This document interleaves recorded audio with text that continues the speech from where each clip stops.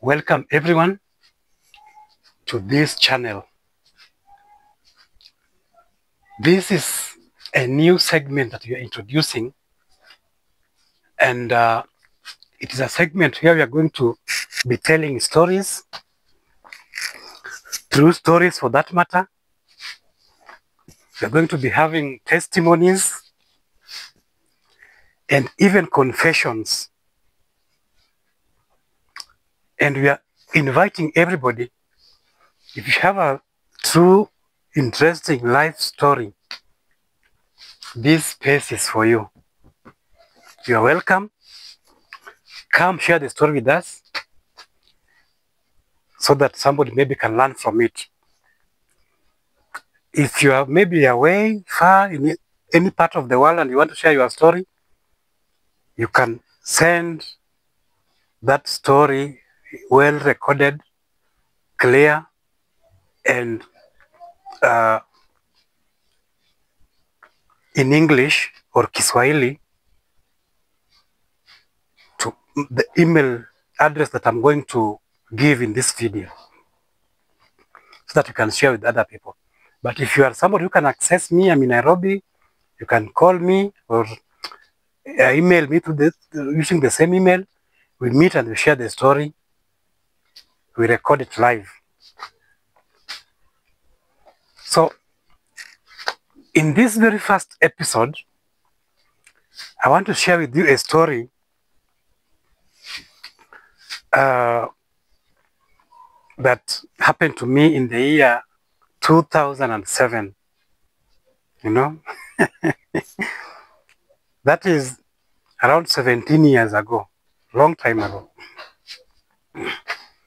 I was already in Nairobi and had now gone up country to visit my parents. So where I was working, my boss had written for me a check. I think I need to mention names, yeah?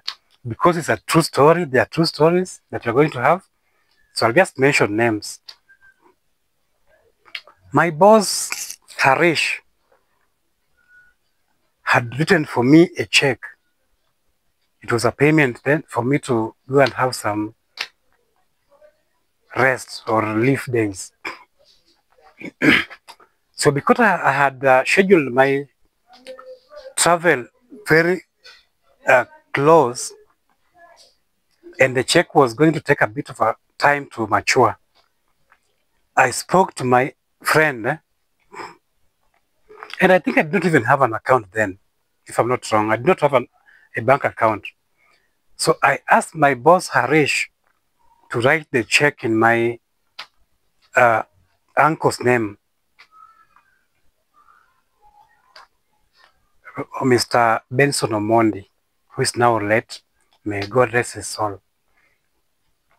He's actually the one who had also organized the job for me. So he was somebody who was well known to my boss. So the check was written in his name. I brought the check to my uncle here, Bwana Benson, and he gave me some cash. And the balance of the check he was going to send to me while I'm up country. So he gave me some cash that was going to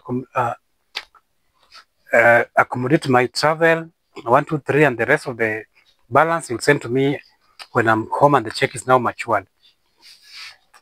I went home, it happened like that. So on the day that now he was sending me the money, I left home to go and fetch the money now that was sent to my M-Pesa.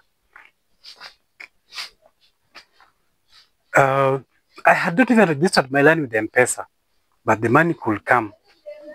So I didn't wait for the money to come. I just started cycling, hoping that by the time I'm in Siaya town, the money will have come, and then I'll just go to the shop and withdraw.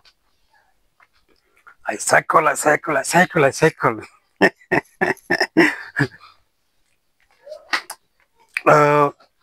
Along the way, at the junction of Segere and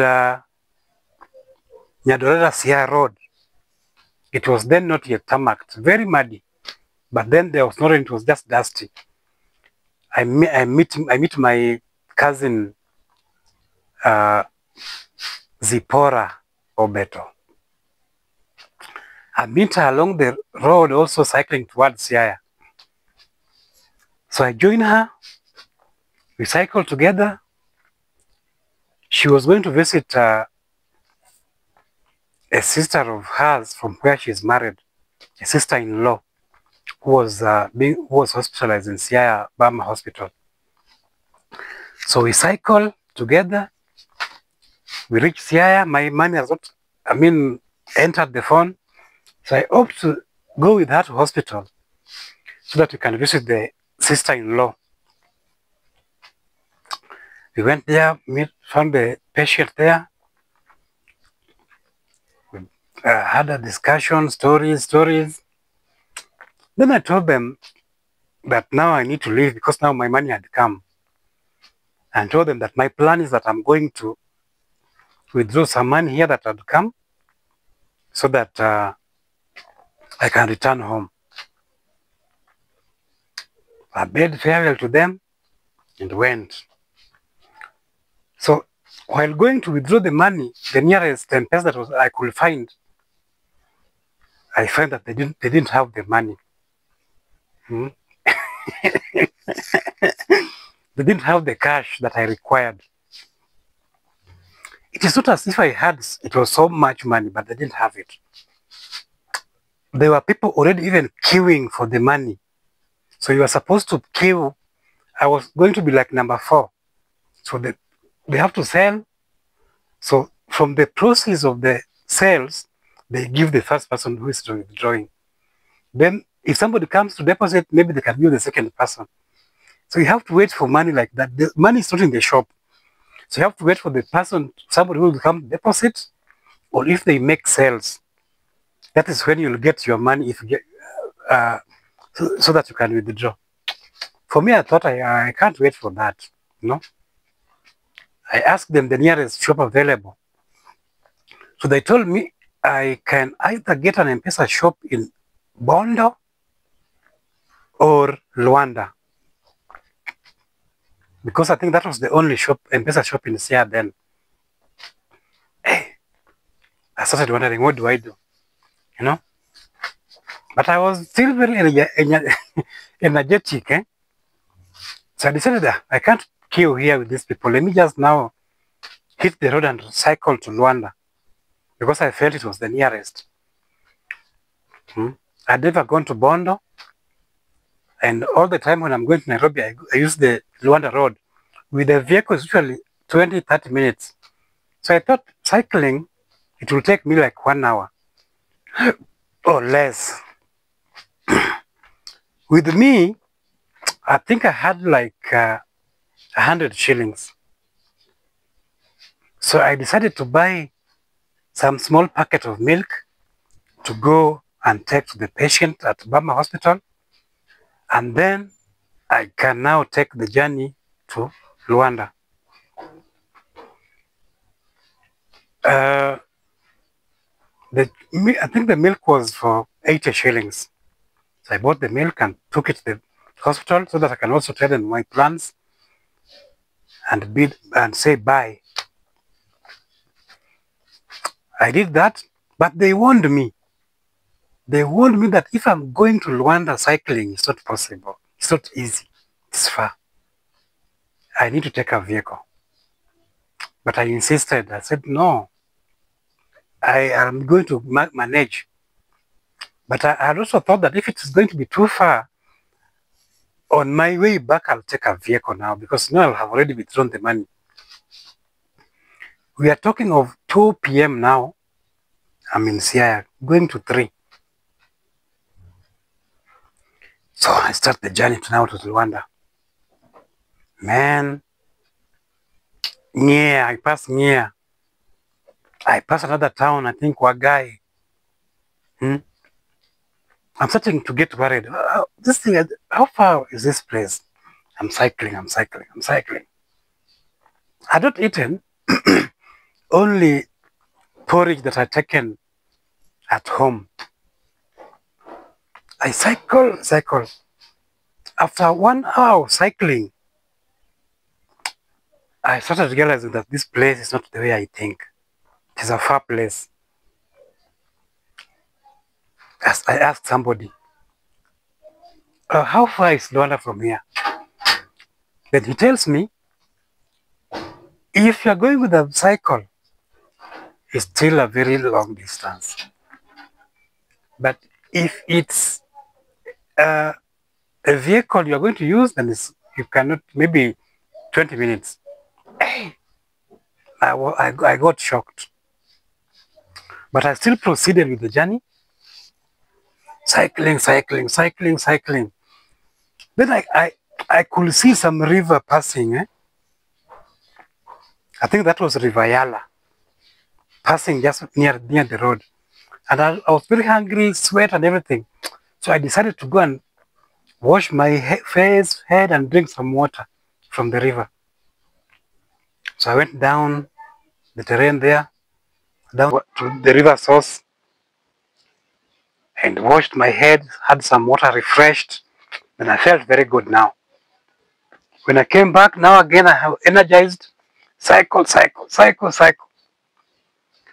It's almost going to 6 o'clock. Then I find a very steep climb. I could not cycle, so I started walking with the cycle, with my bicycle, walking with my bicycle. And I asked somebody, how far is Luanda? He told me that this place now is called Kasagam. It's called Kasagam. So you are almost, if you're having a vehicle, it's not very far. You're having bicycle, it's not very far. So he motivated me. I jumped on the bike again. I reached Luanda at 6:20, 6:30, thereabout. That's when I was reaching Luanda town. I started searching now for M-Pesa shop, asking people, where is any M-Pesa around? People are directing me to a certain shop. When I went there, they told me that this used to be an M-Pesa shop, but they moved. They moved now to Maseno. Maseno is along now Busia, Kisumu Road. Hey, what do I do now? Hey. I almost contemplated going to Maseno, but I decided, no, let me go back to Siaya. Let me just go back home. I'll start the process again the following day. So, with my 20 shillings that I had changed, 20 bob, I decided to buy some bananas because I was very hungry. I think they gave me like 8 bananas in Luanda, very big ones. I ate my bananas, energized. I think I ate 4 and kept 4. Then climbed the bicycle. 6:45. I'm on my way back to Luanda, to Siaya now again. A journey that took me 3 hours. It's now 6:45. I'm on my way back. I tried to cycle, but I was cycling. I started to think of my friends or relatives who could be along the way. I remembered Mr. Harry.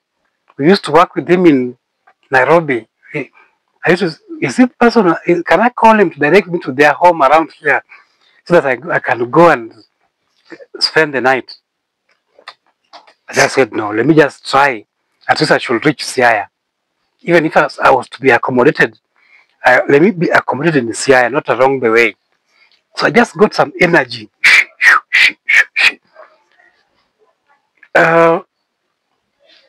I really tried, but I was focused to reach Siaya. So I didn't care.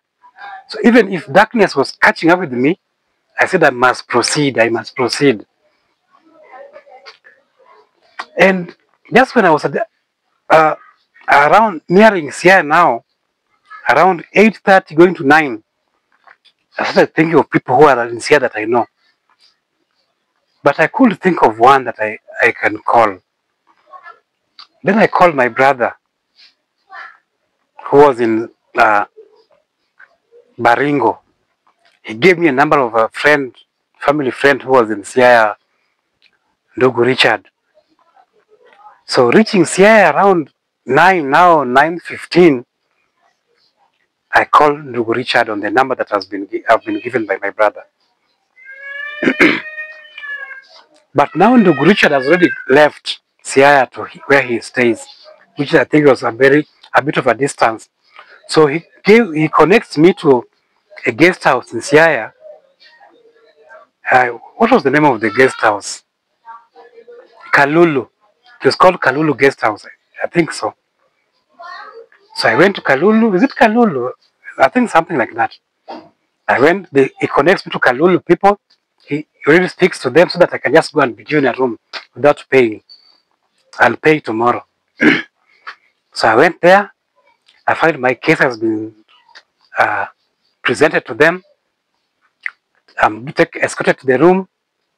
What I was just dying for was a cold shower. That was what I was dying for. So on reaching the hotel room, I just went direct to the shower and opened the shower for 5 minutes to just then ate my bananas and slept. The following morning, I left the hotel around 8 in the morning, went to see if the M-Pesa was working. Lucky enough, my money was I was able to withdraw my money in Siaya that very morning, 8 in the morning. So I withdrew the money, went somewhere, took my good breakfast, went back to the hotel room, took my bicycle, and then I went to the shop where Ndugu Richard was running a chemist. I don't know whether the chemist was called Kalulu or the restaurant was called Kalulu. One of those. Either the chemist where Ndugu Richard used to work is Kalulu or the guest house where I slept. So I met Ndugu Richard there, spoke with him, 1, 2, 3. I was not now able to settle the bill of the hotel, so he went to pay for me. For me, I just now went home. But before I went home, I decided to enter Siaya Market to buy a few things. And I was almost again being arrested. In fact, I was arrested because I was cycling entering the market with a bicycle, which I think is prohibited. And there's a lady there who tried to signal me that, hey, kijana, you're being arrested. And when I just stepped down of the bike of the Ganjo City Council of Siaya, they were county council people already saw me and they arrested me. But of course, they needed some small bribe, 200, and they left me like that. And I went home the following moment, just like that. That's my story. How I cycled over 100 kg, 100 kilometers without having planned for it. Thank you. If you like this kind of stories, you need to subscribe to this channel because now we are going to have plenty. And for anybody who has a story, true lifetime story that you want to share, you are welcome to this bench. This seat is for you. Reach me. I'll invite you. You know, a story is very interesting when you're being shared to two people. Or if you don't have a story and just want to co-host with me, you are welcome just to co-host with me, hear my story. You know, a story when you're having two people is more interesting. So thank you. See you in the next one. Subscribe.